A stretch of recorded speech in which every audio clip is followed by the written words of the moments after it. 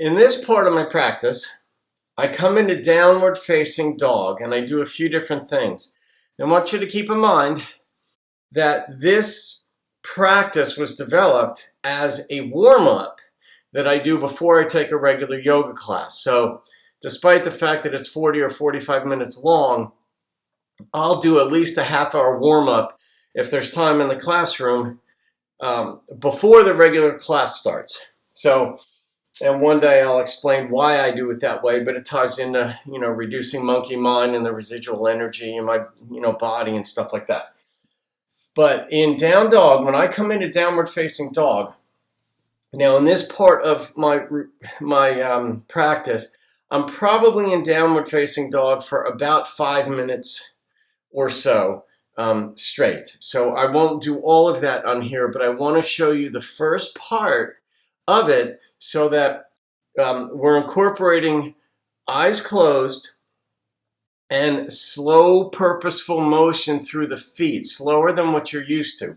So I come, when I come into downward facing dog from here, right, and I'm still warming my body up, what I'm doing is, like they call it walking the dog.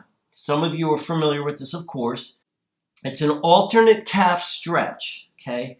So we're still warming up through the body, but your eyes are closed and you're going very slowly through the bicycling of the feet, which is where you raise one heel while lowering the other.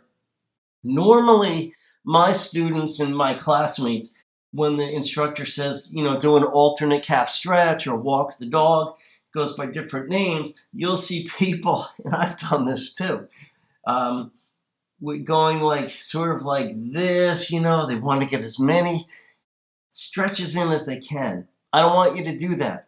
I want you to experience moving slowly, because when you're upset, the adrenaline is rushing. Adrenaline makes you move quickly. It either makes you fight more intensely or run more quickly, but adrenaline is what gets it going. You want to slow down. That's why people will even say, just look, calm down, take a deep breath.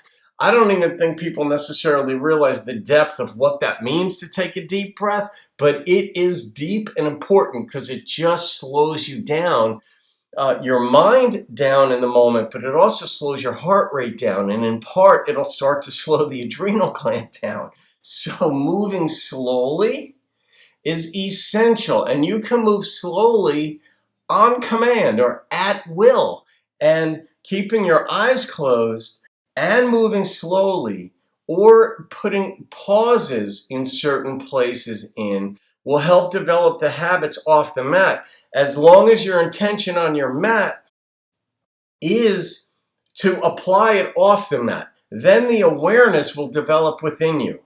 And I know some of you know what I'm talking about because you live this way and experience it and have approached your yoga practices this way.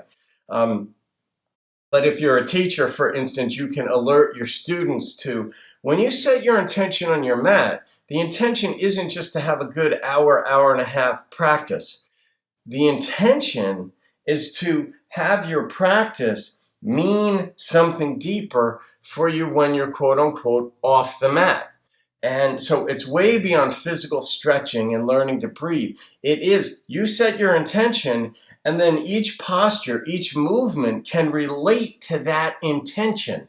So when you're moving slowly in a practice that you have inwardly, not publicly, devoted to being more in control of your emotions, and in this case, anger, well, when I'm moving slowly with my feet, when I'm in down dog, when I'm in down dog moving slowly, my intention is with me while I'm doing that this is going to facilitate something off the mat. And that intention is your own, and in this case, it's to slow down in real life so that you can think more clearly, be more aware, be more present in the moment, and become more of who and what you want to become. So I wanted to point that out. That is one of the benefits of something as simple as walking the dog more slowly has to offer you, when you're off the mat. Okay, I got to get back to it.